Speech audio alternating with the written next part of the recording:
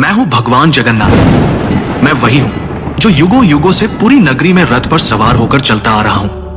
पर आज मैं तुम्हें अपने रहस्य का वो सत्य बताने आया हूं जिसे केवल भाग्यशाली ही जान पाते हैं।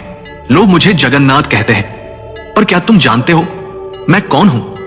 मैं वही हूं जो द्वारका में श्री कृष्ण था, वही जिसने अर्जुन को गीता सुनाई, वही जिसने राधा के प्रेम को साक्षात ईश्वरत्व में बदल दिया, वही जिसने अधर्म के सामने धर्म को विजयी बनाया। जब द्वारका का अंत हुआ, मेरा पार्थिव शरीर समुद्र में प्रवाहित कर दिया गया, पर मेरा हृदय, मेरा चेतन तत्व नष्ट नहीं हुआ। समुद्र में एक दिव्य काष्ठ पवित्र लकड़ी के रूप में प्रकट हुई और बहती हुई पुरी के तट पर आई। उसी समय राजा इंद्रद्युम्न ने मुझे स्वप्न में देखा। हे राजन, ये कोई साधारण लकड़ी नहीं, ये मेरा शरीर है, इससे मेरा विग्रह बनवाओ। राजा ने आदेश दिया। मूर्ति बनाने के लिए एक वृद्ध पुरुष प्रकट हुए।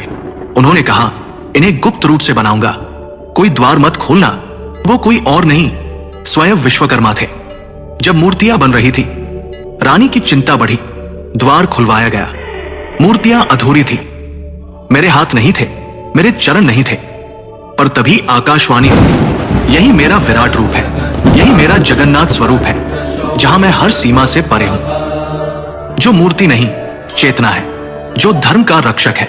राजा ने मेरे उस दिव्य हृदय को मूर्ति में प्रतिष्ठित किया।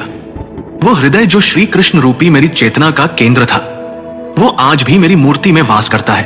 हर 12 से 19 वर्षों में जब मेरी मूर्तियां बदली जाती हैं, उस हृदय को गुप्त रूप से नव विग्रह में स्थापित किया जाता है। कोई उसे देख नहीं सकता, कोई उसका वर्णन नहीं कर सकता, क्योंकि वो हृदय भौतिक नहीं, दिव्य है। मैं वही हूं जो कृष्ण है, विष्णु है और फिर भी सबसे परे है। मेरी आंखें गोल हैं क्योंकि मैं हर दिशा में देखता हूं। जब मैं अपने भाई बलभद्र और बहन सुभद्रा के साथ रथ पर सवार होता हूं, तो वो यात्रा कोई उत्सव नहीं, वो क्षण है जब मैं मंदिर से निकलकर भक्तों के हृदय तक पहुंचता हूं। जब तुम मुझे सच्चे हृदय से पुकारोगे, ओम नमो भगवते जगन्नाथाय, तो तुम पाओगे कि मैं तुमसे कभी दूर था ही नहीं। मैं वही था तुम्हारे भीतर, तुम्हारी चेतना में।